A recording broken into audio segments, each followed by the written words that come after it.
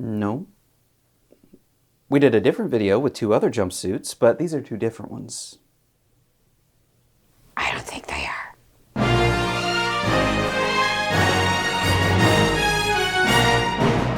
Hello everyone, I'm Alex, also known as Obsessive Costuming Dude, author of the Star Trek Costume Guide. Glutamic, also known as the Prince of Nigeria. No, you're not. How do you know? You never respond to my emails.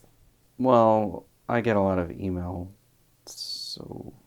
You're missing out. In this video, we're going to do a comparison between the 2 TNG jumpsuits we looked at in the previous couple videos. We have Worf's jumpsuit from Season 1 and a front-zipping Extras jumpsuit from the later seasons.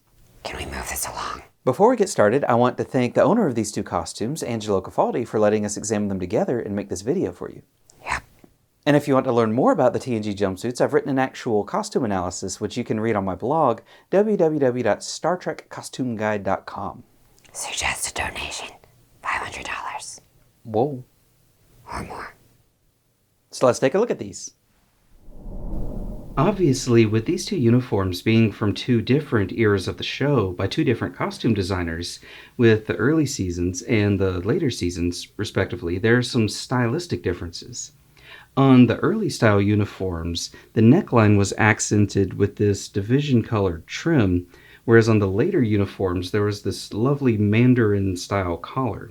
And on the earlier uniforms, the yoke was accented with division-colored trim as well, but on the later style uniforms, the yoke was entirely just solid black. And on the early style jumpsuits, the little slits at the bottom of the pant legs were accented with this division-colored trim, but the later style jumpsuits were not. It was just a plain opening. I don't know how well it's showing up on camera, but these 2 jumpsuits are actually slightly different colors.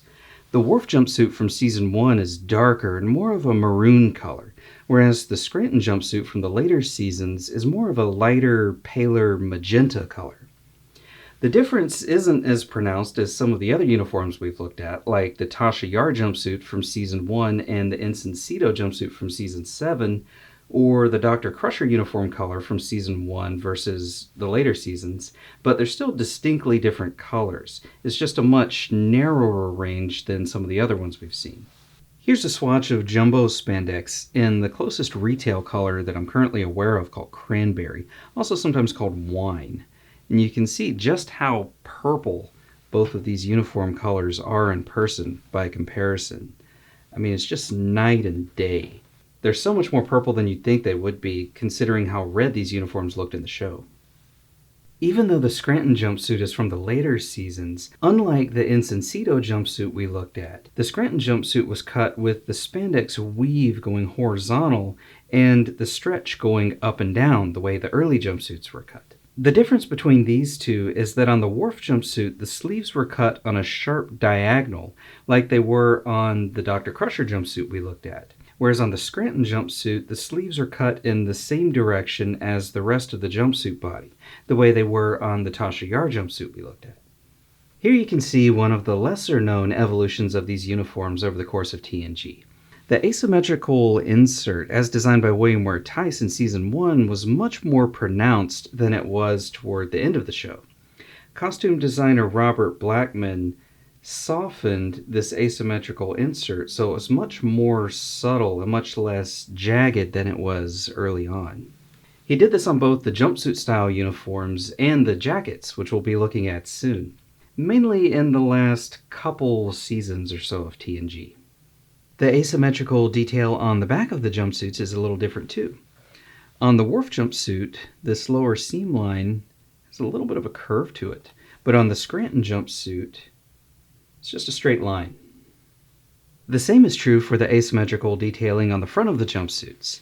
You can see on the Worf jumpsuit, this seam line has a lovely bit of curve to it, but on the Scranton jumpsuit, it's basically just straight.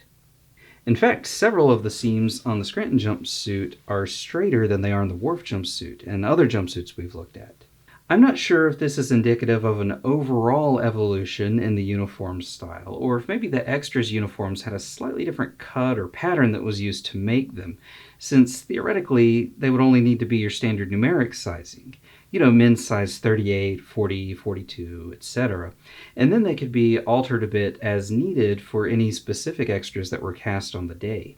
Basically, this is a simpler design, but I don't know if that was Robert Blackman simplifying the design as the show went on, or if the simpler pattern was just used to make the extras jumpsuits, since they would need to be churned out by the dozens.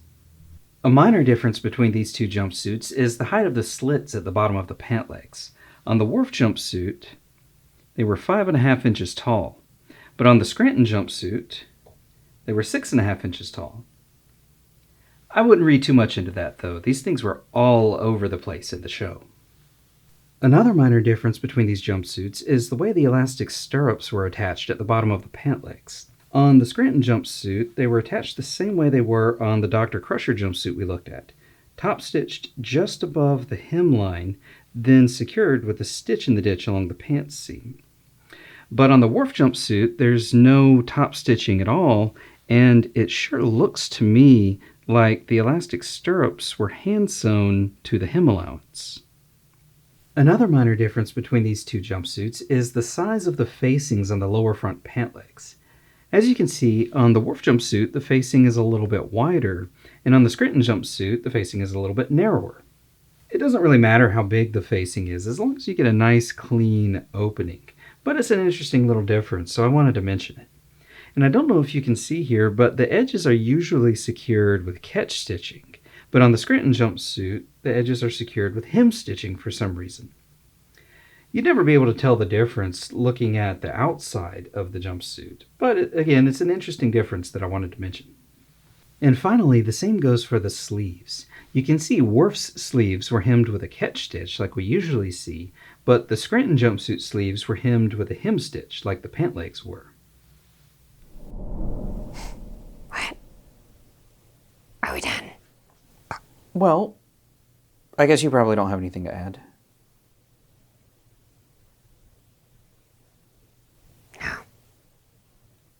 Okay.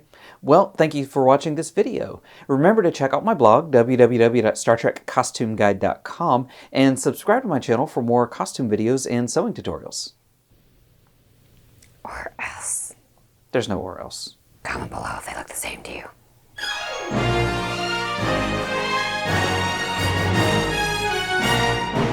We did a video with 2 other jumpsuits, but these are 2 different ones. I don't think they are. Well, they are. Hello everyone, I'm Alex, also known as Obsessive Costuming. I just saw that.